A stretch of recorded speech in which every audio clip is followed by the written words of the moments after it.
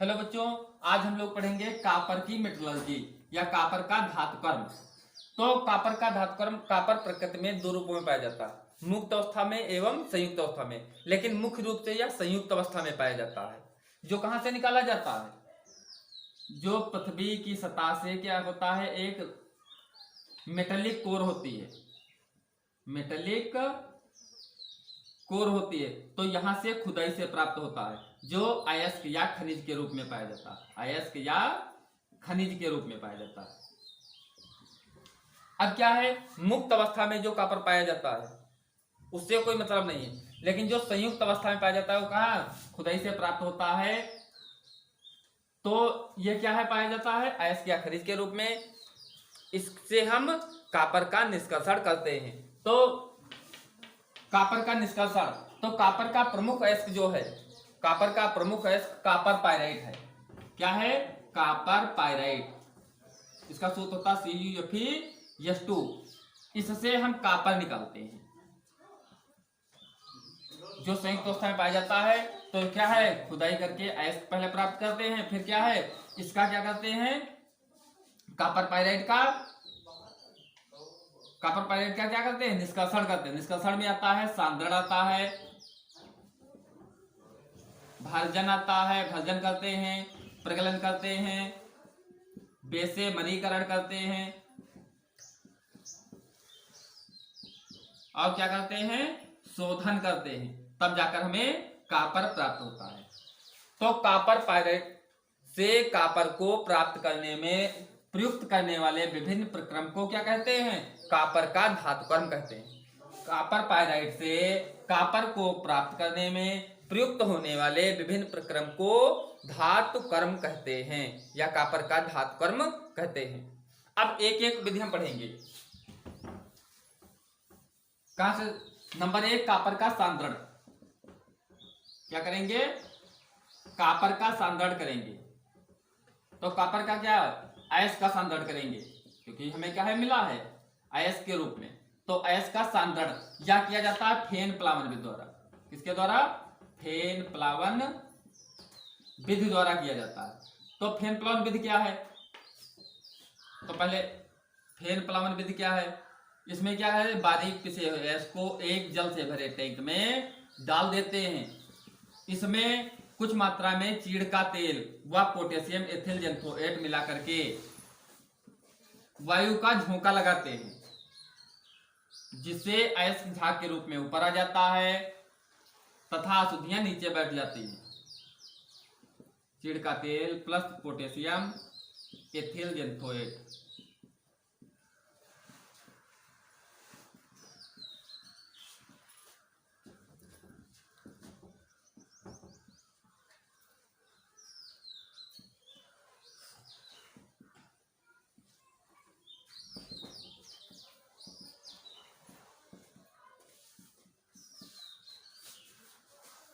तो अयस्क का सांद्रण तो यह फेन प्लावन विधि द्वारा किया जाता है। इसमें क्या करते हैं, बारीक पिसे हुए अयस्क को जल से भरे टैंक में डाल दिए। इसमें क्या है, कुछ मात्रा में चीड़ का तेल व पोटेशियम एथिल जेंथोएट मिला देते हैं। यहां से वायु का झोंका लगाते हैं, जिससे इसमें झाग उत्पन्न होता है, अयस्क झाग के रूप में ऊपर आ जाता है, अशुद्धियां नीचे बैठ जाती है। समझ गए? अब आता है सांद्रण के बाद क्या आता है, भर्जन। अयस्क का क्या करेंगे, भर्जन करेंगे। अयस्क का भर्जन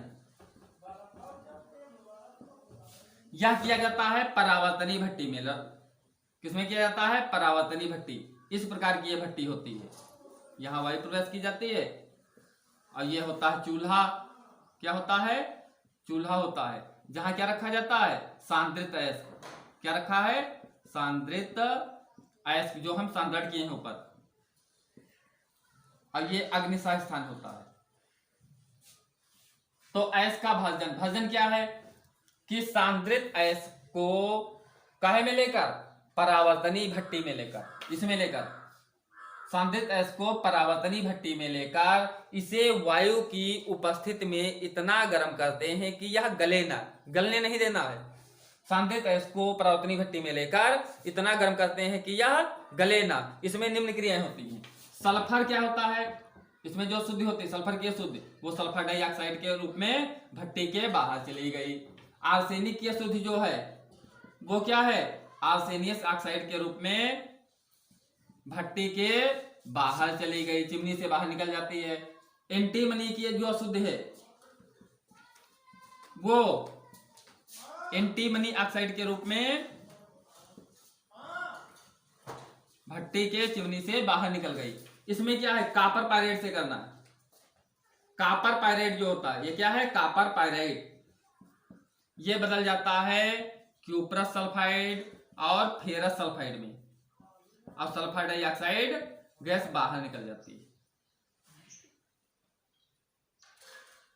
फेरस सल्फाइड का कुछ भाग काहे में बदल जाता है, फेरस ऑक्साइड में बदल जाता है, और सल्फर डाइऑक्साइड बाहर चली जाती है। तो इसमें क्या क्रियाएं होती हैं, सल्फर की अशुद्धि सल्फर डाइऑक्साइड के रूप में बाहर गई, आर्सेनिक की अशुद्धि आर्सेनिक ऑक्साइड के रूप में चिमनी से बाहर गई, एंटीमनी की अशुद्धि एंटीमनी ऑक्साइड के रूप में बाहर गई। कापर पायराइड किसमें चेंज हो गया, क्यूप्रस सल्फाइड फेरस सल्फाइड में चेंज हो गया। अब कुछ मात्रा फेरस सल्फाइड की फेरस ऑक्साइड में परिवर्तित हो जाती है। अब तीसरा स्टेप आता है अयस्क का प्रगलन। तीसरा क्या आएगा, अयस्क का प्रगलन। तो प्रगलन किया जाता है परावर्तनीय भट्टी में, और प्रगलन किया जाता है वात्या भट्टी में। इस प्रकार की भट्टी होती है।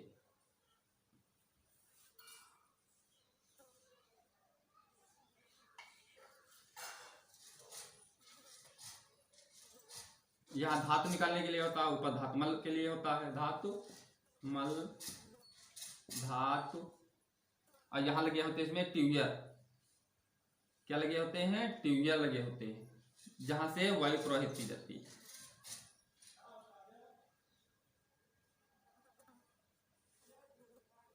तो यह किसमें किया जाता है, वात्या भट्टी में किया जाता है, वात्या भट्टी में किया जाता है। अब इसमें ऊपर से चार्ज डाला जाता है। कौन डाला, इसके पहले क्या पढ़े थे, कौन सी रीडिंग पढ़े थे,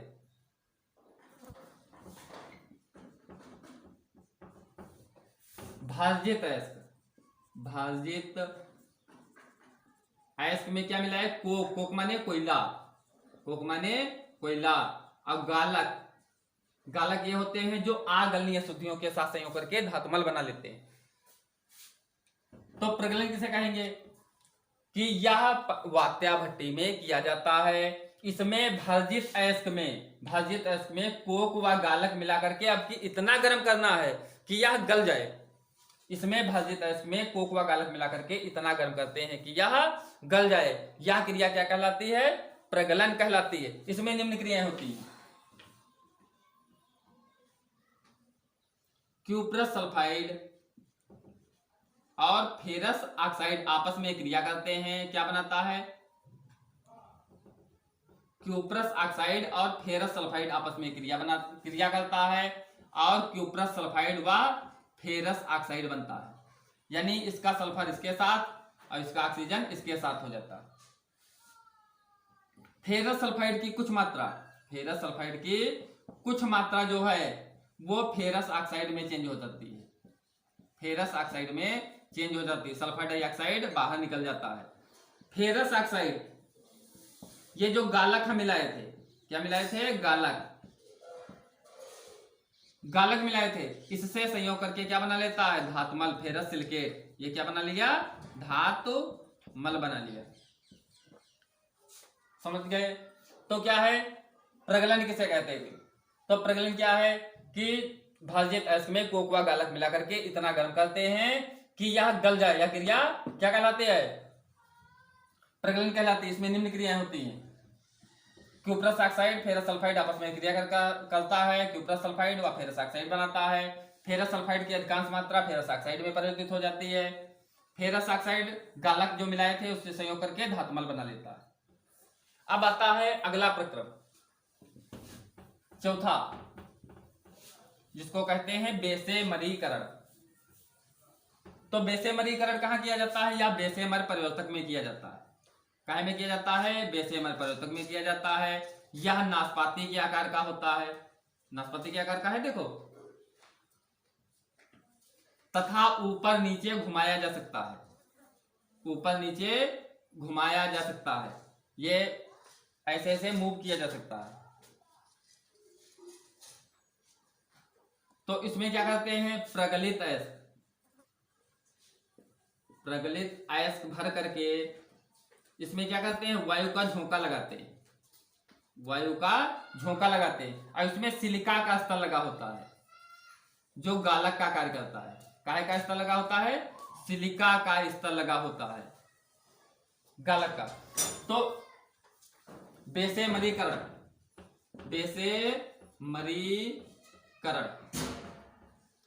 तो बेसेमरीकरण या बेसेमर प्रयोतक में किया जाता है। इसमें प्रगलित अयस्क को बेसेमर प्रयोतक में भर करके इसमें वायु का झोंका लगाते हैं, जिससे इसमें निम्न क्रियाएं होती हैं, जिससे इसमें निम्न क्रियाएं होती हैं।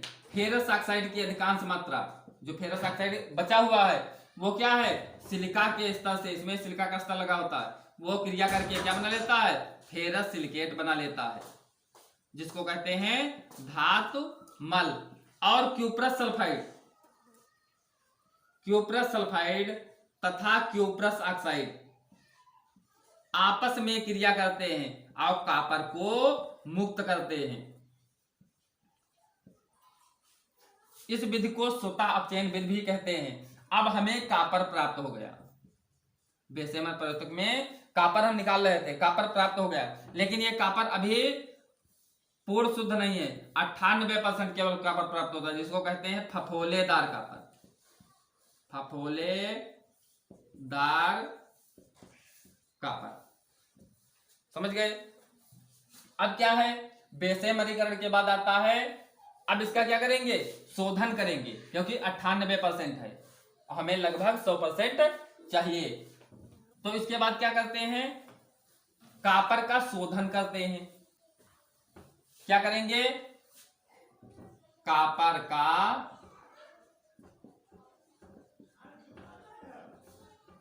तो इसमें दंड विलोडन विधि द्वारा भी करते हैं, लेकिन सबसे इंपॉर्टेंट विधि है वैद्युत अपघटनी विधि, अलग से भी पूछी जाती है। तो यह किसमें किया जाता है, वैद्युत अपघटनी विधि में किया जाता है।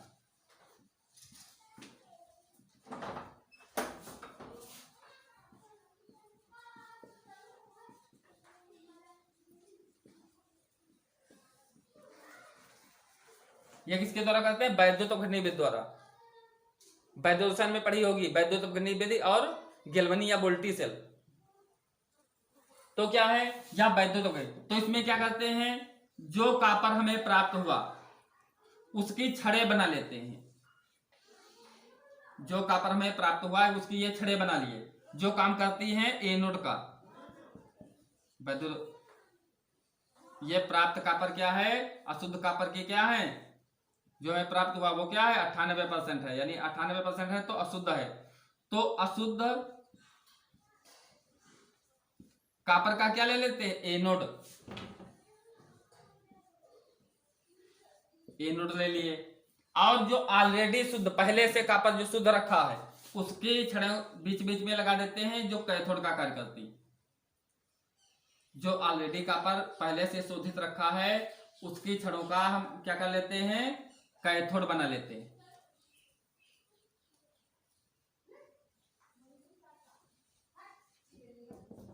ये क्या है, कैथोड, यानी ये क्या है, बीच बीच में शुद्ध कॉपर की छड़ें। अब इसमें विलयन कॉपर सल्फेट का भर देते हैं, CuSO4 का विलयन।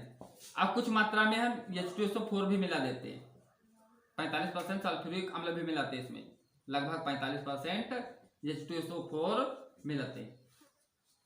तो इसमें क्या करते हैं, अशुद्ध कॉपर की छड़ों का एनोड, शुद्ध कॉपर की छड़ों का कैथोड लेकर इसमें कॉपर सल्फेट का विलयन भर देते हैं, जिसमें कुछ मात्रा में सल्फ्यूरिक अम्ल भी मिला देते हैं, तथा इसमें वैद्युत प्रवाहित करते हैं। इनके द्वारा, ये जो तार हैं उसके द्वारा क्या करते हैं, वैद्युत प्रवाहित करते हैं। जब वैद्युत प्रवाहित करते हैं तो ये अशुद्ध कॉपर की जो छड़ें हैं ये गलने लगती हैं, और अशुद्धियां सब क्या है, नीचे बैठने लगती हैं, ये गलने लगती हैं। तो अशुद्ध कॉपर की छड़ें गलने लगती हैं, अशुद्धियां नीचे बैठ जाती हैं तथा शुद्ध कॉपर जो है ये